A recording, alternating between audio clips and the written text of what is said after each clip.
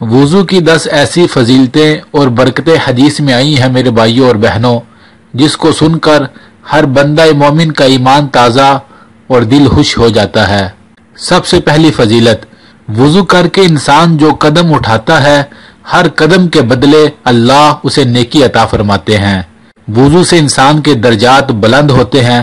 جو ہر وقت وضو میں رہتا ہے میرے بھائیوں اور بہنوں، اللہ اس کا رزق بڑھا دیتے ہیں۔ ہر وقت باوضو رہنے والے سے شیطان ڈرتا ہے۔ ہر وقت باوضو رہنے والے کو شیطانی وسوسے اور خیالات کم آتے ہیں۔ 2 نمازوں کے درمیان جو گناہ ہوتے ہیں، وضو سے وہ معاف ہو جاتے ہیں۔ جس طرح ہم کپڑوں کو دھوتے ہیں میرے بھائیوں اور بہنوں اور کپڑے صاف اور ستھرے ہو جاتے ہیں، وضو اس طرح انسان کو گناہوں سے صاف اور ستھرا کر دیتا ہے۔ اگلی فضیلت یہ ہے میرے بھائیوں، جب ہم وضو کرتے ہیں تو فرشتے جھگڑا کرتے ہیں کہ اس کا اجر لے کر سب سے پہلے میں اللہ تعالیٰ کے پاس پہنچوں گا۔ سبحان اللہ۔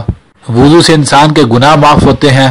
جو انسان وضو کرتا ہے، کل قیامت کے دن میرے بھائیوں اور بہنوں، اس کے جسم کے وہ حصے 14ویں کی چاند کی طرح چمک رہے ہوں گے۔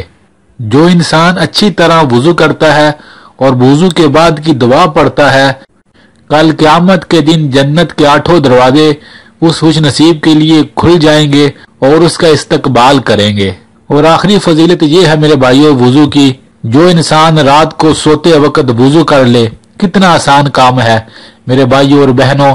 انسان ہاتھ بھی دھوتا ہے، منہ بھی دھوتا ہے، اگر وہ انسان مکمل وضو کر لے تو ابن حبان کی روایت ہے، نبی صلی اللہ علیہ وآلہ وسلم نے فرمایا، لوگو جو وضو کر کے سوتا ہے، ایک فرشتہ ساری رات اس خوش نصیب کے لیے دعائیں مانگتا ہے، کہتا ہے یا اللہ یہ بندہ سویا تھا پر ایک سنت پر عمل کر کے سویا ہے، اے میرے مالک میں دعا مانگتا ہوں اس انسان کی بخشش فرما دیجئے، اس انسان کی بخشش فرما دیجئے۔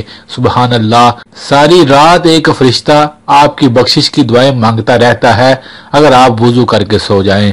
سبحان اللہ۔ اللہ سے دعا ہے اللہ ہمیں ان باتوں پر عمل کرنے کی توفیق عطا فرمائے، آمین۔